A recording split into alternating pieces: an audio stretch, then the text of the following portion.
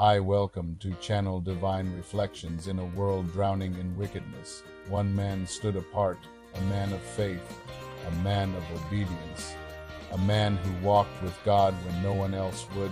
This is the full story of Noah and how his faith saved the future of humanity. If you're passionate about the Word of God, subscribe now and join us in discovering the greatest stories ever told. Part 1. The corruption of mankind. The earth had become a dark place. Humanity, once created in God's image, had corrupted itself. People lived for their own pleasure. Violence, immorality, idolatry filled every corner of society. Genesis 6-5. The Lord saw how great the wickedness of the human race had become, and that every inclination of the thoughts of the human heart was only evil all the time, and God was grieved. Part 2. God's decision. God, full of justice, made a decision to bring judgment upon the earth. But in the middle of this chaos, one man still walked with God. Genesis 6-9. Noah was a righteous man, blameless among the people of his time, and he walked faithfully with God.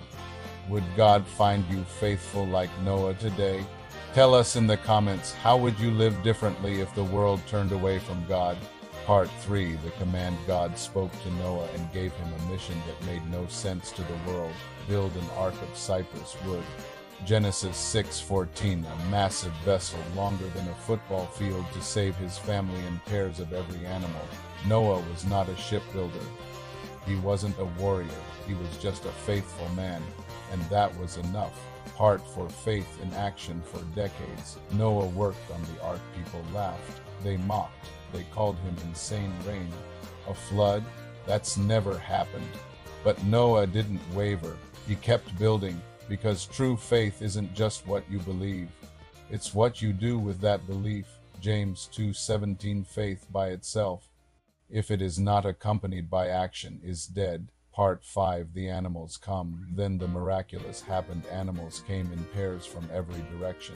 Lions, birds, insects, creatures great and small. God guided them to the ark, a sign that his word was true. And Noah, his wife, his sons, and their wives entered the ark and waited. Part 6. The flood begins.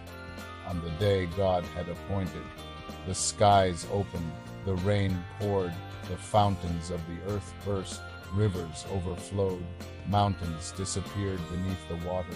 Genesis 7:17-24. 40 days the flood kept coming on the earth. The waters rose and covered the mountains to a depth of more than 15 cubits outside the ark. Judgment inside the ark. Mercy. Part 7. Alone on the waters. For months, Noah and his family floated in silence. No land, no news, only faith. They had no GPS, no guarantee, only God's promise, and that was enough. Genesis 8-1. But God remembered Noah. Part 8. A new beginning. Noah released a dove. It returned with an olive leaf. Then it didn't return at all. Dry land was coming. Noah stepped out onto a cleansed earth, and he built an altar. The first act in this new beginning was worship. Genesis 8:20. Then Noah built an altar to the Lord. Part 9. The covenant. God made a promise to Noah and to us. Never again would he flood the earth, and as a sign of that covenant, he painted a rainbow across the sky. Genesis 9:13. I have set my rainbow in the clouds, and it will be the sign of the covenant between me and the earth.